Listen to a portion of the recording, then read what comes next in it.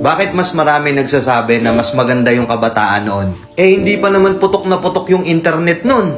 Hindi pa putok na putok yung Facebook, wala pang TikTok, wala masyadong entertainment sa social media. Pero bakit mas maraming nagkiklaim na mas masaya yung generation noon? Kasi kahit ako, aminado ko na mas naging masaya ako nung kabataan ko noon kung ikukumpara ngayon na puro social media na lang. Kung ikukumpara ngayon na puro internet na lang.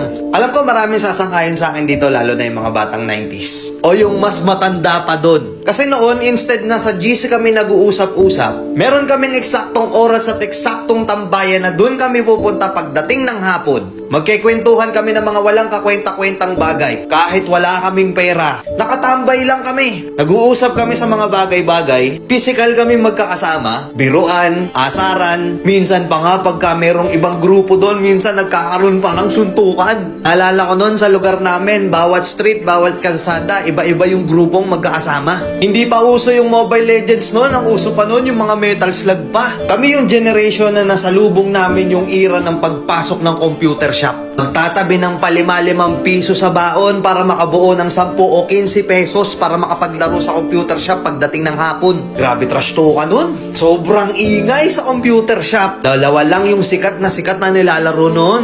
Dota tsaka Counter. Wala pang GC sa Facebook nun. Pero alam namin kung kailan yung call time namin para magkita-kita kami ng mga kaibigan namin noon. Hindi pera ang currency namin noon. Baka pala ng text at pogs ang basehan noon para malaman kung gaano kakalakas noon. Meron ba sa inyong mga nakapaglaro na noon? May Jolen, pupunta ka sa tindahan, kukuha ka ng tansan, bubutasan mo, gagawin mong sipa. Kada dadating yung Pasko, hindi pwedeng hindi ka magpapabili ng pellet gun. Kami yung mga kabataan noon na hindi pwedeng hindi kami mawawalan ng sugat sa katawan. Sub-sub dito, sugat-sugat na tuhod, at kung ano-ano pang sakit sa katawan. Napakasaya noon kasi ang kasiyahan namin noon sobrang simple lang. Kahit wala kaming pera, basta kompleto ang tropa, okay na okay na. Yung tipong pupunta ka sa court, makikipagpustahan ka, kahit yung pusta is tubig lang, palag-palag na. Ibang klase yung tuwa at saya, lalo na nung nakikipaglaro ka pa ng luksong baka at Tom Sawyer pa. Nakakamiss, di ba?